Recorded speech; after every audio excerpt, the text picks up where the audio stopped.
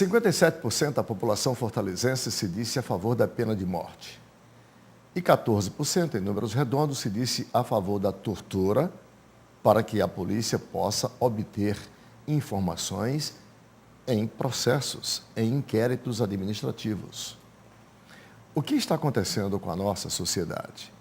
Embrutecemos todos de uma vez?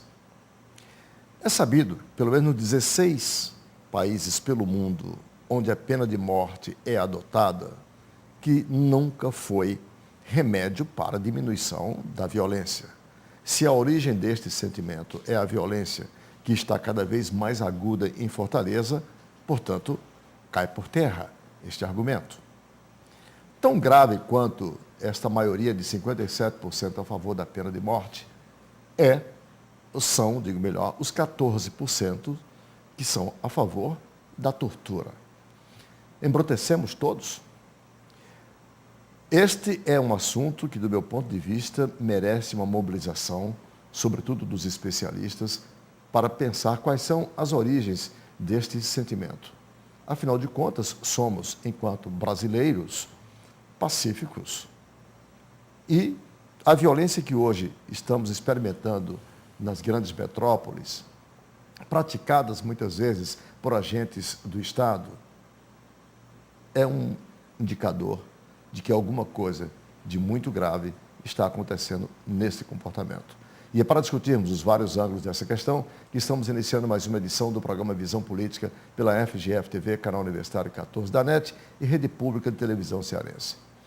E para discutirmos e analisarmos esta e outras questões como a sucessão municipal, nós temos hoje as participações dos nossos colaboradores, os professores Rômulo Leitão, que integra aqui a nossa equipe, o também professor Rui Martínio Rodrigues, que semanalmente está conosco aqui nessa discussão, e o também professor e advogado Reginaldo Vasconcelos, igualmente integrante da equipe e colaborador com este programa.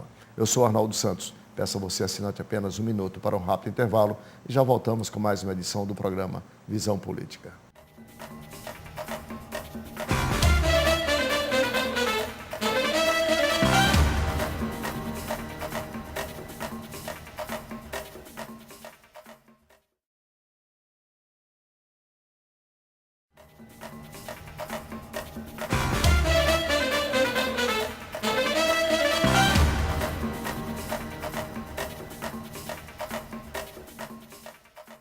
De volta com o primeiro bloco do programa Visão Política pela FGF-TV, Canal Universitário 14 da NET e Rede Pública de Televisão Cearense. Para você, assinante que ligou agora, o programa tem hoje as participações dos nossos debatedores. Rômulo Leitão, Rui Martínio Rodrigues e Reginaldo Vasconcelos, e eu quero abrir o programa com o tema de abertura do editorial do programa, que são os resultados da pesquisa elaborada pelo Laboratório de Estudos da Violência, da USP, em 11 capitais no Brasil, Fortaleza uma dessas, com 400 entrevistas, publicada na semana que passou pelo jornal O Povo, cujos resultados merecem uma reflexão, obviamente, de todos e qualquer um da sociedade fortalezense, cearense e do Brasil afora. Professor Rui, 57% dos fortalezenses disseram a favor da pena de morte. 14% disseram a favor da tortura para obtenção de confissões em inquéritos policiais. Evidentemente que isso ficou especificado para o crime de estupro. Para mim é tão grave quanto, porque a manifestação em si desse sentimento está a indicar que existe alguma coisa no seio da sociedade fortalezense que a está embrutecendo. E me parece que o embrutecimento coletivo da humanidade é algo muito mais grave do que qualquer outra coisa que se possa imaginar. Mas, numa perspectiva histórica, professor Rui, eu queria colocar, o senhor identifica quais as raízes? É só mesmo o recrudescimento da violência urbana aqui que nos leva a ser a primeira capital do Brasil, nesse percentual, porque nós somos a primeira das 11 pesquisadas com o maior índice manifestado favorável à pena de morte. Bom, boa tarde. É surpreendente, mas nem tanto, porque Seja porque, de um lado, a sociedade se sente cansada com a criminalidade e dá uma resposta emocional e não refletida, pensando em soluções simplistas que terminam não solucionando coisa nenhuma, né? Mas é muito mais um desabafo, certamente, do que uma posição pensada e ponderada. O velho César Beccaria já dizia que não é a severidade da pena que desestimula o crime, é a certeza da aplicação da pena. O nosso problema não é não ter pena severa, o nosso problema é não aplicar as penas previstas. Quando a gente lê as centenas de homicídios que ocorrem em qualquer região da Grande Fortaleza, você pegar o Grande Bom Jardim, você vê relatórios de centenas de homicídios ali, não chega a ter dezenas de casos esclarecidos. Esse aqui é o problema. Não é severidade de pena. Não adianta aumentar a severidade da pena se ela não fosse aplicada, porque não se elucidam os crimes. E outro aspecto é que acho que a metodologia pode ter influenciado. Porque ao se discutir uma pena, ela deve ser discutida em tese, sem uma vinculação a determinadas formas de crime. No caso, houve uma vinculação ao estupro, o que é uma coisa irracional, querer estabelecer a pena máxima possível, que seria a pena capital, para um crime que não tem como objetividade jurídica proteger o maior bem jurídico, que é a vida. Se pelo menos tivessem discutido com relação ao homicídio, mas com relação ao estupro, qual é o bem jurídico tutelado pela lei que reprime o homicídio, que reprime o estupro? É a liberdade sexual.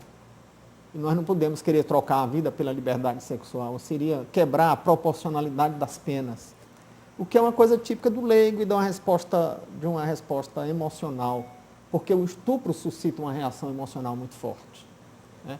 Isso não é uma resposta pensada. Agora, além disso, tem essa história aí da tortura, né? Que também me parece que nós vamos colocar já no segundo bloco. Deixa eu ouvir o Reginaldo e o professor Rômulo, também nessa mesma perspectiva. Vocês identificam, Reginaldo, qual é a origem, na sua concepção, do que eu estou chamando de embrutecimento da sociedade com esse percentual? Fomos os campeões no Brasil, em termos de percentual favorável à pena de morte. Arnaldo, é revolta. A população está revoltada com a escalada da criminalidade e, como disse o professor Rui, vai para soluções mais simplistas. A própria lei do desarmamento, para mim, vem disso. Então, imagina desarmar o mundo todo. Não é possível desarmar o cidadão quando o bandido continua armado. São soluções simplistas que, de fato, não têm efetividade alguma. Eu tenho a impressão que é uma coisa absolutamente emocional. Se essas pessoas refletirem, se essas pessoas assistissem execuções, mudariam completamente de pensamento, porque a pena de morte não está no DNA cultural do nosso povo, não está na ideologia do povo brasileiro. Se aceita que o sujeito morra em confronto, que o bandido mate, que a polícia mate, porque até a lei até reconhece casos em que isso não é ilícito, no caso da legítima defesa, do estado de necessidade, do cumprimento do dever legal, mas o Estado praticar o homicídio institucional, as pessoas não aceitam, é da nossa cultura. Acho que nunca isso vai cair bem no Brasil. Então, por isso sou contra e acho que essas respostas são uma manifestação de protesto contra o crime que está crescendo, a insegurança está imensa, está banalizada. Eu vi agora, recentemente, na televisão, a moça contando a anedota rindo, que os assaltantes, os bandidos baianos, conversando, olha, não vamos contar o dinheiro não, que dá trabalho, vamos ver o que é que a imprensa vai divulgar quanto é que foi e tal. Quer dizer, levando na brincadeira, banalizando uma coisa que é gravíssimo, não é? Essas explosões de bancos, essas coisas estão um absurdo. Vai caindo numa banalidade, professor Rui, Arnaldo, o Romulo, que as pessoas vão achando que isso é natural, né? Então é um absurdo. E é uma revolta realmente a esse estado de coisas e não é a solução. Obviamente não é a solução. Professor Rômulo, do seu ponto de vista acadêmico, já que a pesquisa foi realizada pelo Laboratório de Estudos da Violência da USP, a Universidade Federal do Ceará também tem um laboratório desse. Uma coisa é você estudar as causas da violência, outra coisa é você querer saber o que pensa a população sobre pena capital. Eu fiquei até sem entender assim, qual o interesse acadêmico dessa pesquisa. Eu queria colocar Essa esse pesquisa, ângulo. ela, como você disse, foi feita pelo Laboratório de Violência da USP. E, na verdade, ela é uma segunda edição. Em 99, eles fizeram a mesma pesquisa com 10 capitais, Fortaleza não fazia parte.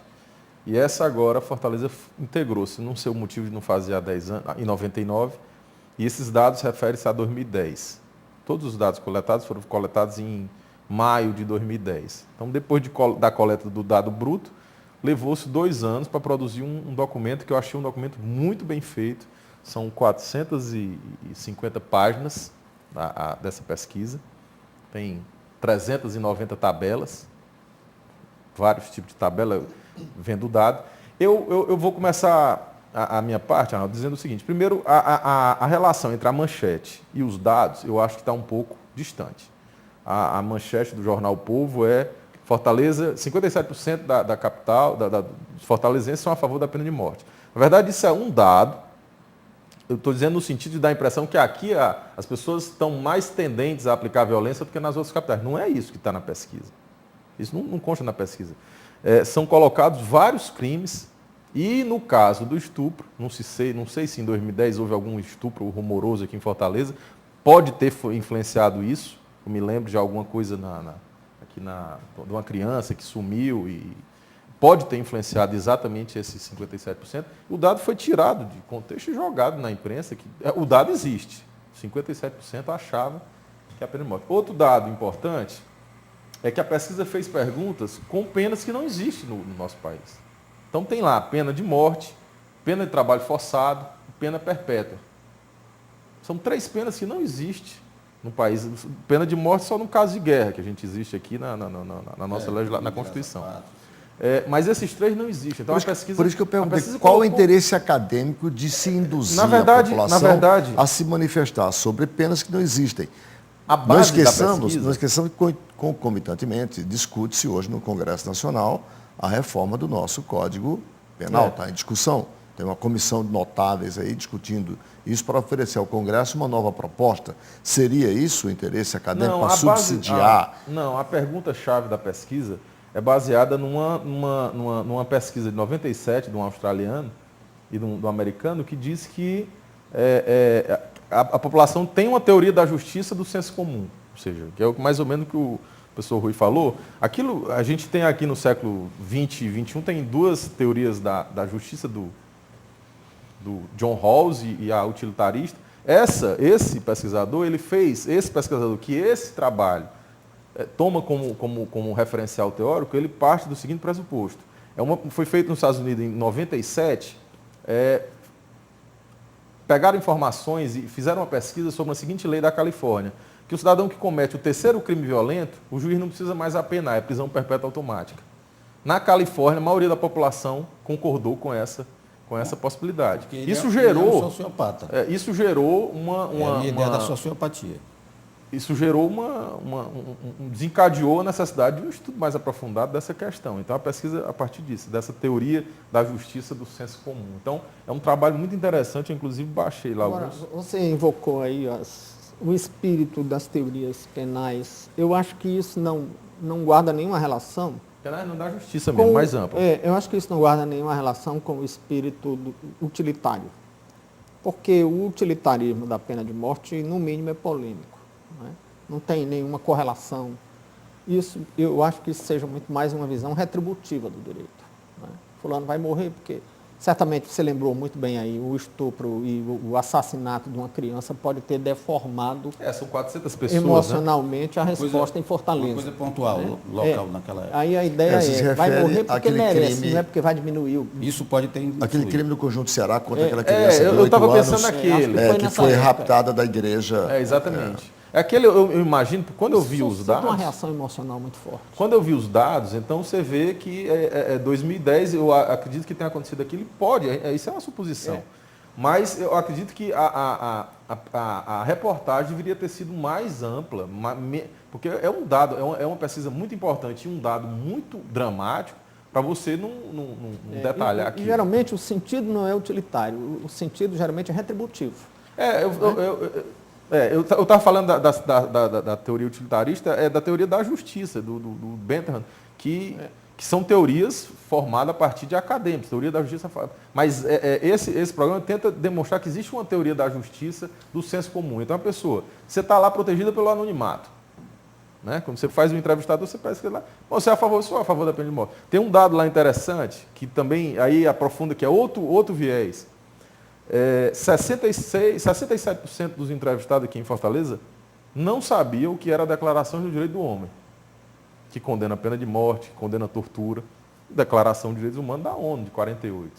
E 33% diz que já ouviu falar. Então, diz que já ouviu falar desses 33%, você vai ver quanto é o percentual. Tem muitas facetas dessa pesquisa que poderiam ter sido exploradas.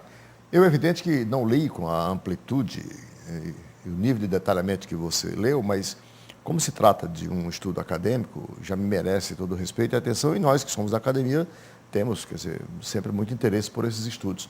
Agora, eu comecei a me questionar qual o sentido, qual o interesse de se buscar no sentimento coletivo do brasileiro algo sobre penas que não existem no nosso ordenamento jurídico, né? Como é o caso da pena de morte. Quais são as outras duas que eles perguntam, que você mencionou? Trabalho forçado e prisão perpétua. Trabalho forçado e prisão perpétua. Concomitantemente, o Congresso, nesse instante, por uma comissão de notáveis, discute a mudança do nosso Código Penal, que deve ser atualizado e será objeto de emenda constitucional. Agora, a pena de morte diz respeito ao direito à vida, lembrava o professor Rui, né, professor? Que é um direito fundamental e, portanto, cláusula pétrea, né? Portanto, impossível de ser emendado. Pelo que eu estou vendo aí, só faltou a pena infamante, né? Das penas vedadas pela Constituição. Apedrejamento também, né? Não, a pena infamante, que submete à chamada execração pública, que, aliás, é muito do gosto dos setores politizados da sociedade que se acham esclarecidos. A história da execração pública, né? Mas isso é vedado pela Constituição. E faz parte dos direitos fundamentais também. Essa pesquisa não. Porque fere a dignidade humana. Embora a imprensa, vez por outra, faça isso. Né? Faz. Com muita A frequência. imprensa, vez por outra, a pretexto do tal jornalismo investigativo no Brasil, de vez em quando tem execrado moral das pessoas. Quer dizer, das pessoas. É o chamado linchamento moral que o Reginaldo está lembrando aqui. Falando da pesquisa, quem tiver curiosidade, lá na pesquisa tem um link lá que você baixa a pesquisa toda, uma pesquisa.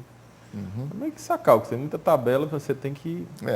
Nós estávamos comentando aqui que você pergunta a uma pessoa simples, uma pessoa do povo, se ele é a favor da pena de morte. O sujeito imagina na hora ali que se ele disser que é contra, ele está sendo a favor do bandido. Então ele diz que é a favor. Isso acho que não tem muita base. Tem um dado lá, 40% acha que direitos humanos é direito de bandido. É porque isso está cada vez mais presente no imaginário popular. Então você identifica aí claramente o embrutecimento da sociedade. E desde quando bandido também não tem direitos, aos chamados direitos humanos? É óbvio que tem. Bandido cometeu um crime, as leis estão aí. Eu colocaria para o segundo bloco, a gente discutir um dado que me parece importante. Não estaria a gênese desse sentimento de embrutecimento do fortalezense em particular, mas da sociedade brasileira em geral, já que o Rio Grande do Sul, que é tido como politizado, colonização europeia, foi o segundo colocado em aceitação da pena de morte. Por isso que é bom que se diga. Eu só queria ver isso aí, Arnaldo, porque é esse dado aí que me chamou a atenção quando eu fui ver, e a reportagem realmente não diz.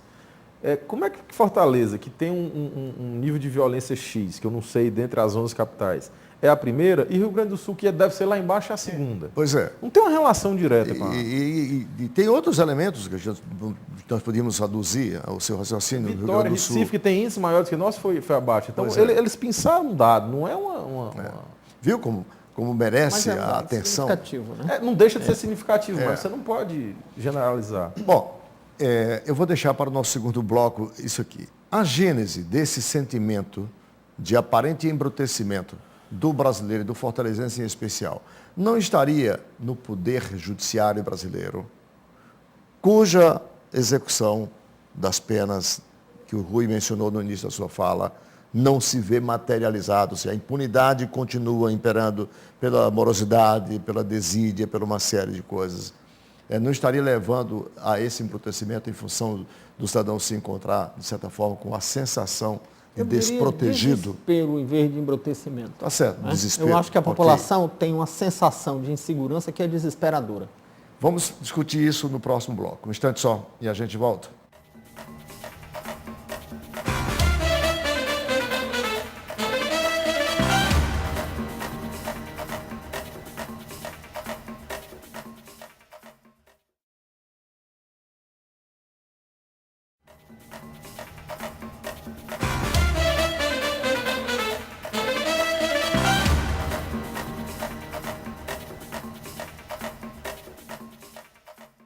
Estamos de volta com o segundo bloco do programa Visão Política pela FGF-TV, canal universitário 14 da NET e rede pública de televisão cearense, discutindo, no primeiro bloco, os resultados da pesquisa realizada pelo Laboratório de Estudos da Violência da USP, publicada na semana que passou, onde coloca Fortaleza como a campeã em aprovação, digamos, em desejo da aprovação pela pena de morte.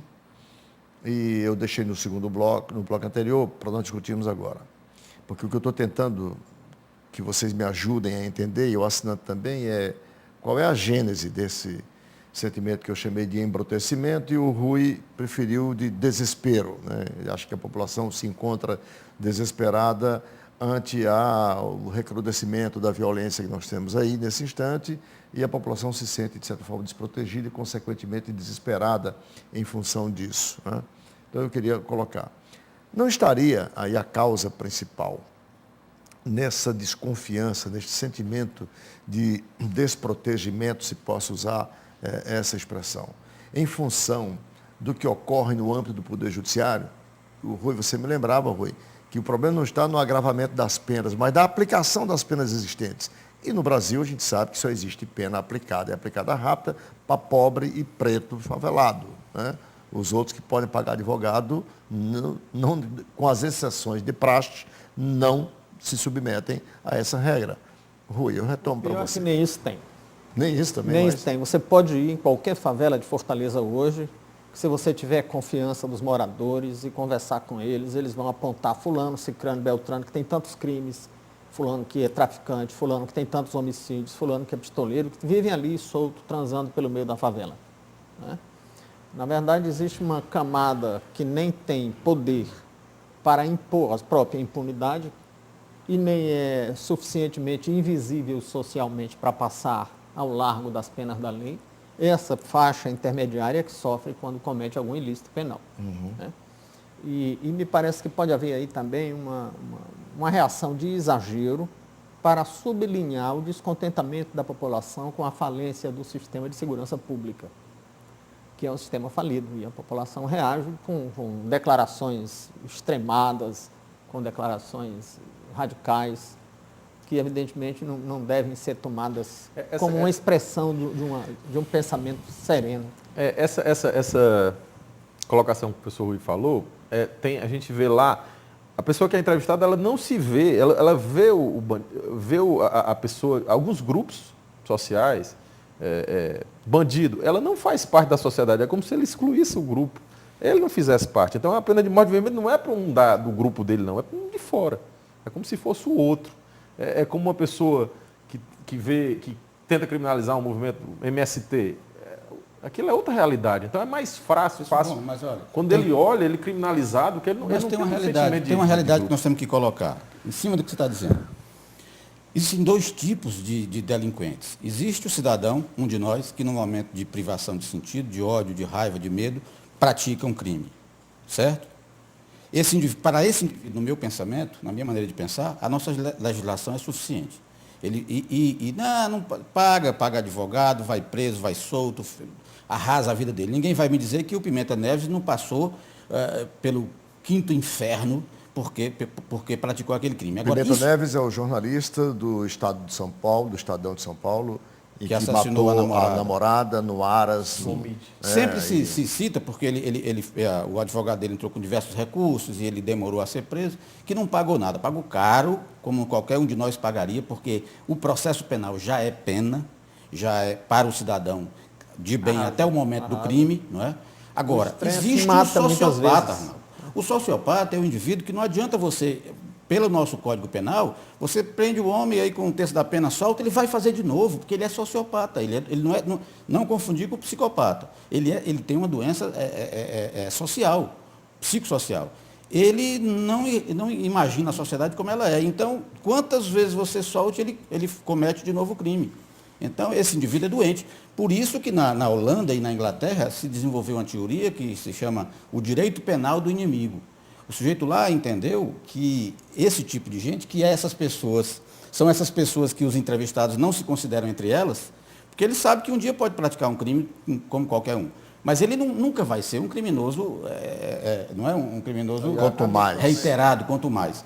Porque ele não é sociopata. Então, esses camaradas consideram que essas pessoas são inimigas da sociedade. Então, é para combater, matar e executar, porque eles não têm recuperação. Essa solução que ele falou, americana, terceiro crime, porque isola, segrega, porque ele é um perigo e ele é irrecuperável. Então, a gente precisava ter alguma coisa que considerasse essas pessoas doentes e que essas pessoas fossem imediatamente segregadas para um tratamento, enfim, só voltassem ao convívio social quando psiquiatras forenses atestassem que eles entenderam que não podem viver de crime. Esse aqui é o problema. É diferente do criminoso eventual. Mas tem aquelas medidas em que Mas são paliativos, coisa pequena. tratamento compulsório, internamento Mas compulsório. você sabe que isso é raríssimo. Mas não precisa ser louco. Tá errado, é Precisa ser execução. louco. É execução. O modelo não está errado. O modelo não é que o modelo esteja errado, a execução é que está errada. Bastava entender. É o cara que não tem. Chega lá, mas a casa de custódia lá, para medida da internet, não tem água. Não tem luz solta? Eu digo... Porque a lei diz o seguinte, que o doente mental, Arnaldo, o sujeito que deve ir para uma medida de segurança, é aquele que não entende a gravidade do seu comportamento ou não consegue, esse é o louco, o que não entende a gravidade do seu comportamento é o louco, ele é a mente, esse aí vai para o manicômio. Ou não pode, não consegue se conduzir, se determinar por esse entendimento. Ele sabe que é grave, mas ele compulsivamente... mais forte que ele. Vocês fizeram um exercício aí de releitura, se posso chamar assim, da subjetividade deste cidadão que votou a favor da pena de morte para poder entender onde estava a gênese. Eu quero retomar a gênese, incluindo o Poder Judiciário na prática aqui, quer dizer, na aplicação das penas que existem. Deixa eu dar um dado. Eu queria ouvir o Rômulo Leitão sobre isso. Não estaria aí muito mais nesse distanciamento que existe entre a população, a sociedade, o coletivo, de um modo geral, e o estamento, quer dizer, do aparelho judiciário, ao qual o cidadão recorre rotineiramente e não é atendido, e não vê, quer dizer, suas pretensões, sejam elas boas ou más, quer dizer, satisfeitas, e aí gerou descrédito. E aí você parte para... Isso aqui também é um exercício de releitura dessa subjetividade, a percepção, digamos, objetiva da subjetividade do outro que gerou esse resultado dessa pesquisa. Como se trata de uma pesquisa que é uma segunda uma reedição de uma de 99, tem lá um dado que todas as instituições ligadas ao aparato de violência, então você tem polícia, tem guarda municipal, corpo de bombeiro e poder judiciário, a avaliação melhorou desde os 10 anos para cá. Então, esse dado aí está lá. Eu não sou capaz de interpretar, porque isso aí já vai para a sociologia, já sai um pouquinho. Mas as instituições melhoram. O conceito das pessoas em relação às instituições melhorou nesses 11 anos, 99 a 2010. Certo? Isso a pesquisa atesta. Essa pesquisa atesta, pelo menos esse dado está lá na pesquisa. Agora, a questão da impunidade, a questão permanece. A questão da impunidade, que é a falta de aplicação da pena e fazendo com que o outro pratique o crime, porque não vai acontecer nada com o que está do lado, isso aí permanece. Agora, eu não vejo, apesar de a gente ser, aqui no programa, a gente tem feito várias críticas ao Poder Judiciário, não vejo como o Poder Judiciário ter piorado nessa década. Realmente ele melhorou. O acesso é mais fácil, a quantidade de varas é mais fácil, a informatização é mais fácil, eles estão mais abertos. Você nunca chamaria para cá um juiz. Há 20 anos atrás você não via juiz em programa de televisão. E hoje você tem que trazer. Hoje você tem, ele faz questão de vir. É diferente. Então, não acredito que seja, dessa vez... Entretanto, uma pensão alimentícia ainda demora 10 anos para ser definida. Mas é uma das... Os alimentandos já crescidos, ou então mortos por falta de assistência. Um simples inventário ainda dura 15 anos ainda, com toda essa melhoria. Entretanto, esse é o Poder Judiciário que nós temos no Brasil e no Ceará. Que é muito ruim, realmente funciona muito mal, não tenha dúvida. Um Agora, eu concordo com o professor, tem melhorado, mas ainda é muito ruim. Eu trabalhei no Poder Judiciário em 93, fui diretor de secretaria em 93. Tinha buraco no chão, que você viu o segundo andar, o buraco que você via lá embaixo, em 93. Papel não tinha, você tinha que comprar. Eu muitas vezes comprei o papel porque era mais fácil você comprar o papel do seu bolso do que ouvir a reclamação do advogado, porque não tinha papel. convinha mais, né? Então, isso aí realmente eu vivenciei e melhorou muito.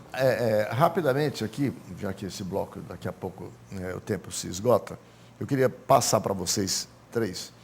E essa preferência também, melhor, e essa aprovação da tortura, isso também me incomodou muito. Como você admitia a tortura? Eu não vi assim, eu não achei a tabela que fala exatamente dessa tortura no sentido clássico que você... Tem lá muita utilização de força, invadir o domicílio, atirar em suspeito desarmado, atirar em suspeito armado.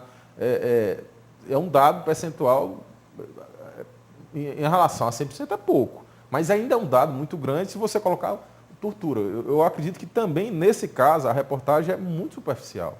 Ela não... Reginaldo, qual é o teu sentimento? São 14,7% que disseram ser a favor de tortura para a obtenção de confissões de crimes. Eu acho que isso é de uma profunda ignorância jurídica, não é? Isso não se admite no país, não se pode admitir. Isso seria de uma hediondez absoluta. Agora, é como eu digo, é o desespero da população diante da tortura que ela vem sofrendo, não é? Com a criminalidade, o sujeito invadindo residência. Nós aqui ainda não temos o que já se tem em São Paulo, esses arrastões cotidianos em prédios, e as pessoas estão realmente torturadas pela realidade do crime.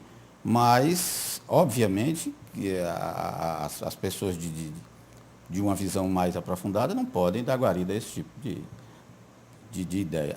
Em que pese que o professor Rui colocou que o homicídio ataca o bem de maior hierarquia, né, jurídica, que é a vida, mas o estupro também é um crime contra a liberdade sexual, mas também é uma forma de tortura e ataca violentamente a rigidez psíquica das pessoas, das mulheres, dos maridos. Dos Rui, sobre a tortura. O Rômulo está dizendo que não viu na tabela uma pergunta usando a palavra tortura.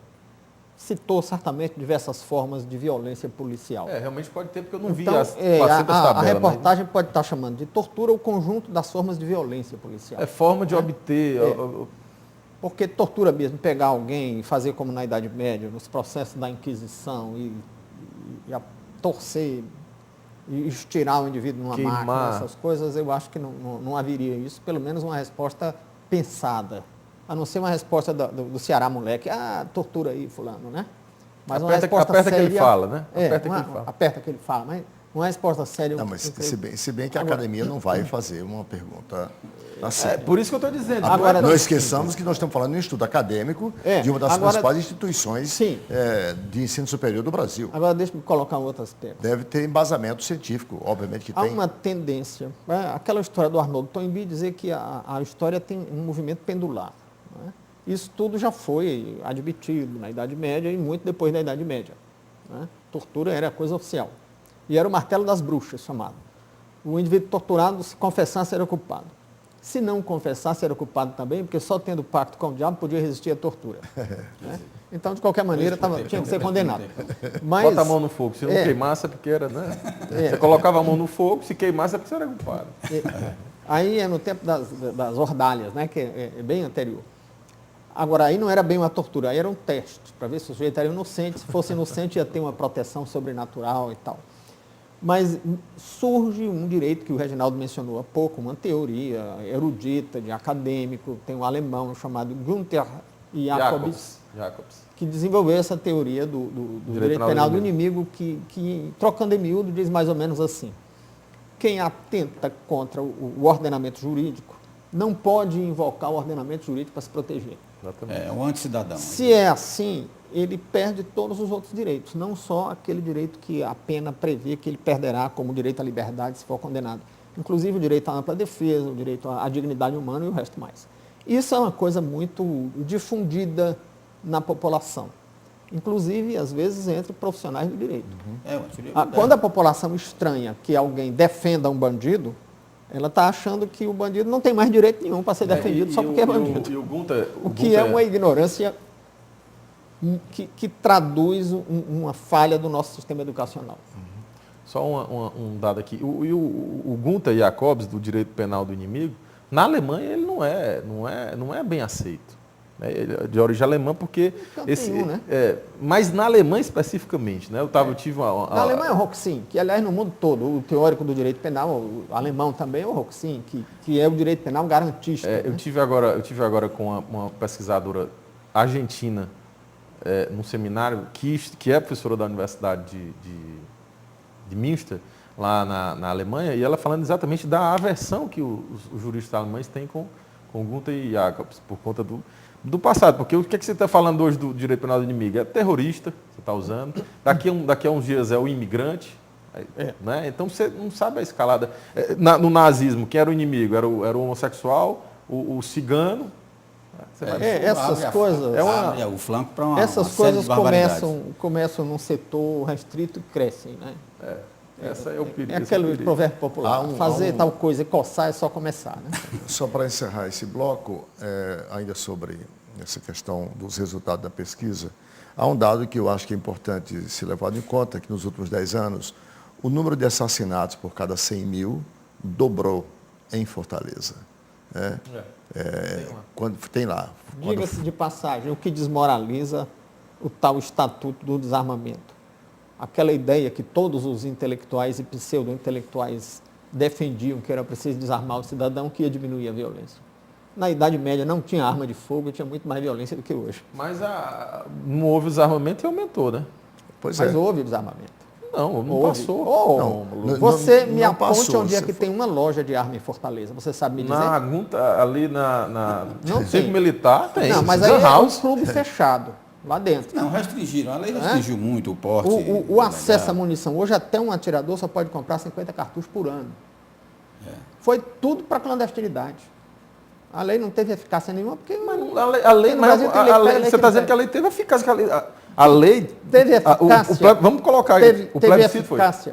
Promove o desarmamento e proíbe, restringe absolutamente. Quem perdeu? Proibiram, na prática, desrespeitaram o resultado da consulta popular e, na prática, criou-se uma burocracia e uma dificuldade tão grande que está inviável. Mas a burocracia já estava na lei. Sim, mas o que acontece... A burocracia foi aprovada pelo Congresso, que foi o plebiscito. Mas acontece que o plebiscito queria saber se poderia ou não haver o cidadão ter acesso à arma. Olha, Rui... E inviabilizar esse Mas acesso. o principal, o efeito mais negativo de uma lei como a lei do desarmamento é que ela reforça a tese do bandido. Ela informa ao bandido que o cidadão está desarmado.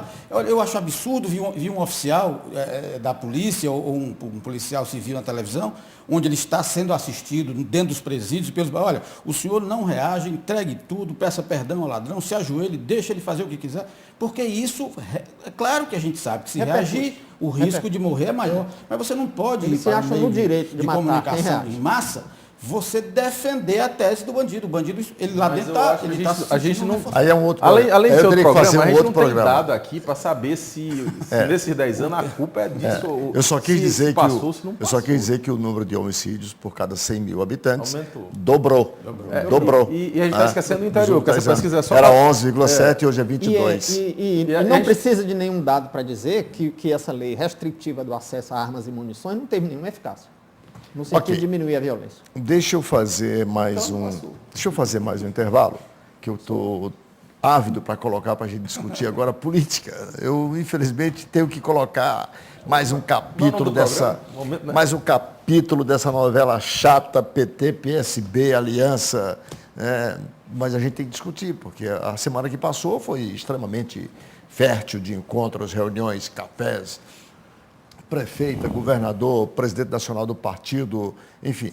Nós vamos discutir esse assunto no próximo bloco agora, porque com a palavra o governador para dizer se faz ou não faz a aliança. Um instante só, e ele está no exterior.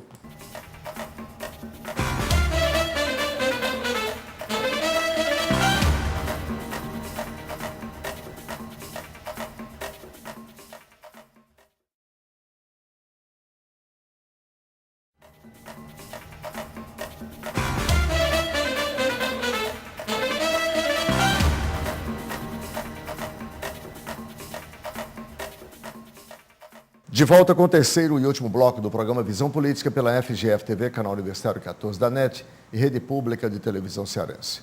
Para você, assinante que ligou agora, nós temos hoje as participações dos nossos colaboradores, os professores Rui Martinho Rodrigues, Reginaldo Vasconcelos e Rômulo Leitão. discutimos nos 2 primeiros blocos os resultados dessa pesquisa, publicada na semana que passou, pesquisa do Laboratório de Estudos da Violência da USP, que mostrou Fortaleza como a primeira colocada, ou seja, que obteve o maior número de pessoas percentualmente a favor da pena de morte. E eu quero colocar agora, para nós discutirmos, eu não sou teatrólogo, não sou autor de novela, mas vou falar sobre novela.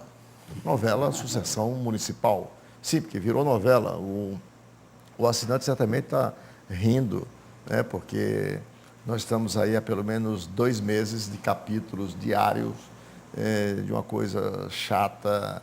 PT impôs um nome, governador não aceita o nome, não aceita o modelo de gestão, e Fortaleza, com 2,5 milhões de habitantes, deve ter 5 milhões de problemas para resolver, e eu não vi nesses 2 meses uma só palavra em favor de um único problema dessa cidade, o que é para mim extremamente odioso, sabe? E acho que deve ser para o cidadão de um modo geral, porque, bom, o governador está com a palavra para dizer se tem ou não tem aliança. O seu partido já se manifestou por vários porta-vozes que não querem aliança. E ele pegou um avião e foi para a Europa, cumprir uma agenda governamental. E quando voltar, deverá dar a sua decisão. Ô, Reginaldo, para você. Ele vai fazer o esperado telefonema, né? Que ela disse que ele vai ligar. Há um telefonema prometido. Qual é o outro? Eu acho lamentável esse mar de futricas. São 2 gestores públicos eleitos democraticamente pelo povo, pertencem à mesma coligação que apoia o governo federal, e fica essa futrica. A presidente da República esteve aqui, dizem que ela tentou fazer com que eles fizessem as pazes, como se faz com crianças e tal. Olha, vê se vocês se entendem, e continua essa bobagem. Acho triste. Acaba essa bobagem. Hein? E acaba essa bobagem. E acaba essa bobagem. Acho triste, acho isso muito paroquiano, isso muito bobo. E tem uma arrogância, né? A gente percebe uma arrogância. A prefeita, a princípio, demonstrou essa arrogância, que elegeria qualquer um, que vai eleger um poste sem luz. E, de outro lado, também uma certa... Esse pessoal precisa se entender pelo bem da população, como você discutir, não é, políticas públicas, discutir soluções para o povo que os colocou lá. Então fica essa bobagem, eu acho lamentável, e a gente nem sabe o que dizer, porque a gente... Eu detesto tratar política da forma como vou tratar agora, peço licença ao assinante para fazê-lo. Mas as lideranças, nesse episódio específico, não me deixam outra saída a não ser tratar assim. Já que eles estão brincando conosco, eu tenho direito, eu posso também brincar com eles, embora debochando de algo que eu não gostaria, que era a política. No meu tempo, no interior, quando a gente estava com essas querelas, tal, a gente, aparecia sempre um que botava a mão no meio e dizia, o que cuspir, né? Primeiro, né? Tira a mão, então, risca aqui é a mãe de um, aqui é a mãe do outro. Né? Era assim? Era assim mesmo. Né? Mutatis mutandi, é o que eu estou assistindo. Está na hora de alguém, pode ser um risco e... É uma coisa infantil. Porque... O governo diz, olha, me deixa fazer obras que vocês não estão fazendo aí, a prefeita, você vai para lá com a sua oferta, não quero a sua ajuda. Quer dizer, é uma bobagem, rapaz. Professor Rui, qual é o seu sentimento nesse episódio? Todo mundo que chega respira. O negócio é tão enfadonho que quer nem falar. Hoje não se discutem os programas de governo. Se discutem as alianças em torno de nomes para uma eleição e já para a eleição seguinte. Parece-me que há uma complexidade maior no presente impasse, porque também já está se querendo acertar uma aliança para 2014. Né? E por que é tão importante isso? E por que a resistência que as pesquisas indicam que o eleitorado tem às candidaturas oficiais não afastam a ideia generalizada de que vai ser um candidato oficial que vai ser eleito? Porque nós voltamos a uma forma revista e ampliada ou modernizada das eleições a bico de pena. Então, os governos estão com um enorme poder sobre as eleições. Se você verificar a porcentagem de prefeitos que se reelegem no Brasil, salvo engano, a última eleição, 72% dos prefeitos se reelegeram. E num país que não vai bem. ruas não são bem pavimentadas, o lixo, a água, o esgoto, essas coisas todas próprias das administrações municipais, o transporte, a mobilidade urbana, essas coisas não vão bem em cidade nenhuma do Brasil, inclusive cidade pequena. Eu levei mais de 1 hora para sair de Caruaru, que é uma cidade pequena, preso no engarrafamento. Fiquei também um tempo enorme preso no engarrafamento para sair de Mossoró, que é uma cidade pequena também. Né? No entanto, Então, os executivos os executivos se reelegem, né? E com grande margem de voto. E os governadores de estado e a presidência da República também não perde eleição. Então, parece-me que nós voltamos a eleições a bico de pena. Olha, né? E por que nomes viáveis, digamos, por que ninguém espera? Eu acho que a gente pode citar nome aqui, do deputado Heitor Ferrer, que é um nome conhecido na cidade e é um deputado muito bem votado, e ninguém espera que ele se eleja.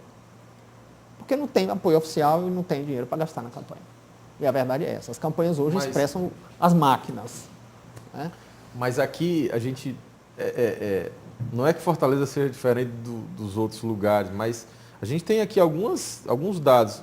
Aqui elegeu Maria Luísa quando o pai de Andrade dormiu prefeito, em 85. Né? Aqui se elegeu também a Luiziane contra o Lula. Basta lembrar que o Lula queria o Inácio Arruda. Né?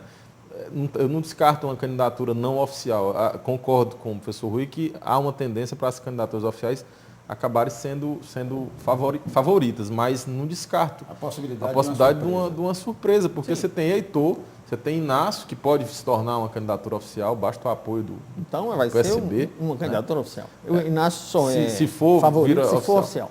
E você tem de alguma oficialidade, porque tem 3 oficialidades possíveis aí que poderão se reunir ou não. E tem 2 candidatos que são os campeões de voto, que é o Moroni e o Marcos Caos, que não estão juntos, que juntos poderiam ter um potencial de potencial. Essa dobrada de PSDB-DEM, ela foi 8 anos de Fernando Henrique. O deputado Moroni tem um cabedal de votos, parece que fiel, ele sempre tem uma votação expressiva, mas tem um teto.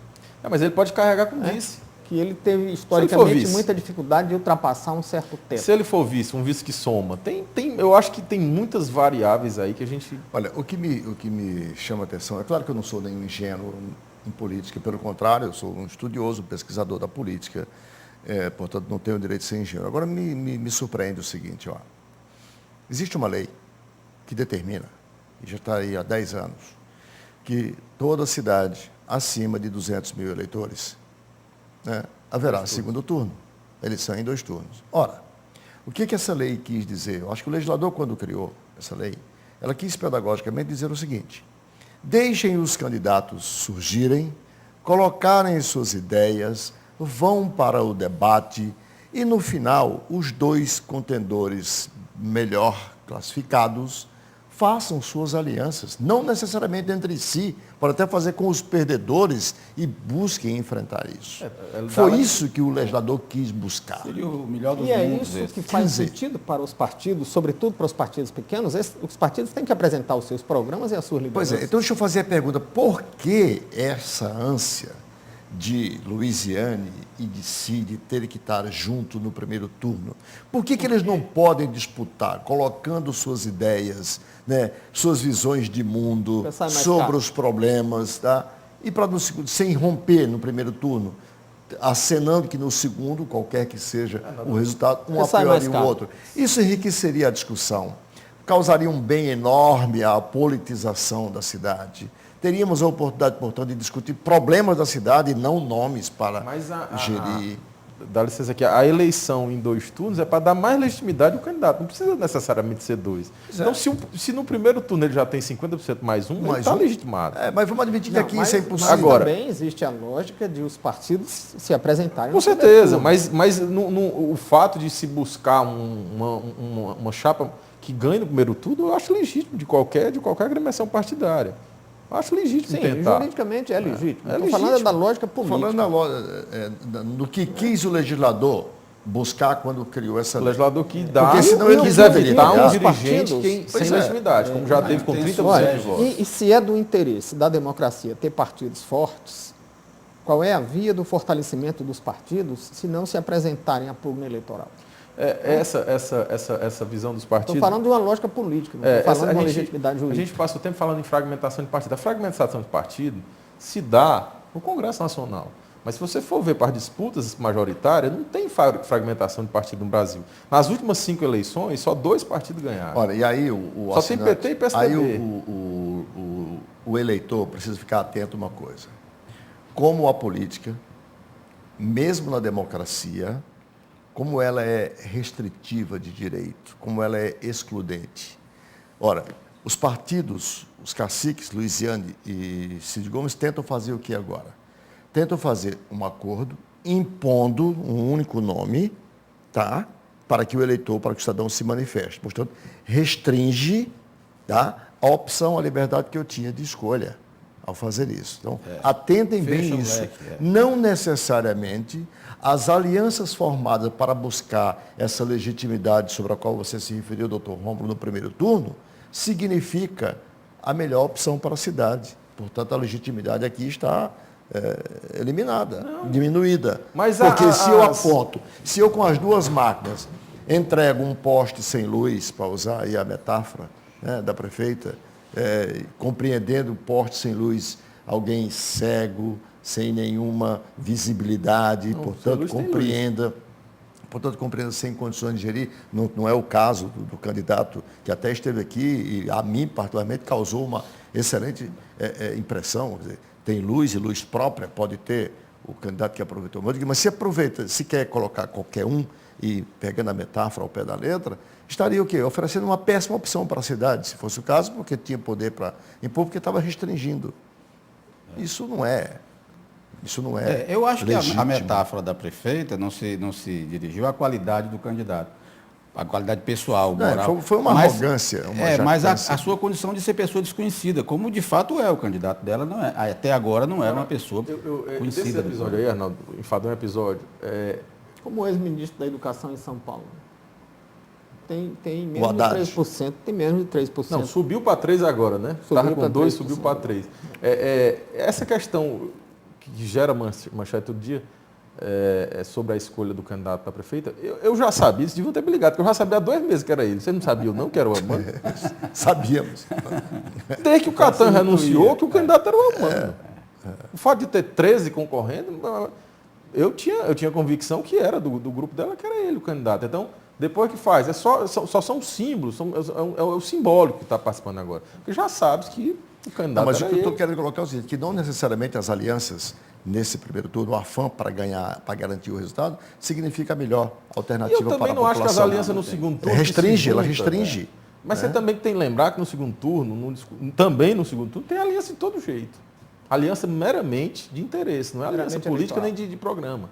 No segundo turno também tem as mesmas alianças espúrias ou sem sentido que a gente fala. Aqueles velhos jargões. A gente aliança com diferentes, o importante é o projeto, é aquela mesma conversa sempre. Não tem aliança tanto aqui quanto lá. Porque a gente tem muito partido e nenhum consegue maioria. Tem aliança, se é no primeiro ou no segundo turno, vai ter aliança mesmo. Agora, o que eu falei é que eu acho legítimo tentar ganhar no primeiro turno, até porque é mais barato também. Custo de um segundo turno, você começa do zero, o tempo de televisão é o mesmo dos 2 candidatos, para dar uma unidade. A busca do legislador realmente é a legitimidade. Se você consegue uma legitimidade de 60% no primeiro turno, como já se conseguiu aqui, o Fernando Henrique conseguiu uma vez, foi nesse sentido que eu falei. Qual é a expectativa? Vocês apostam um vintém furado, vou voltar aqui ao vintém, um réis furado nessa aliança? Qual é o sentimento de vocês enquanto cidadãos, eleitores, mais observadores privilegiados? Eu não sei dizer. O que eu sei dizer é que os partidos menores, que ficam a reboque das alianças dos grandes, estão praticando suicídio a longo prazo. Porque é se apresentando a pugna, é mostrando as suas lideranças e os seus programas que os partidos se afirmam. Vou dar só um exemplo agora, viu, Rodrigo? Exatamente o que você está falando. Essa eleição lá do Egito, tem 20 e tantos candidatos a presidente, né?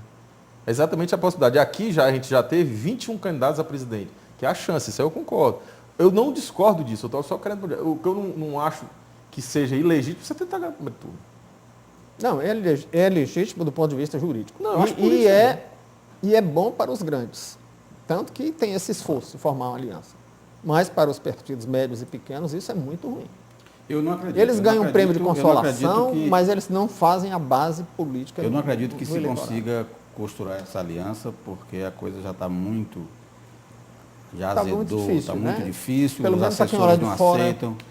Vai ser, eu olho acho de que- fora e acho muito difícil. Romulo Leitão, qual é a tua expectativa? Eu acho que o candidato é dela, a gente quando... Não, quando diga, isso a aqui- expectativa pela aliança. O Sim, secretariado já está deixando o governo? Não.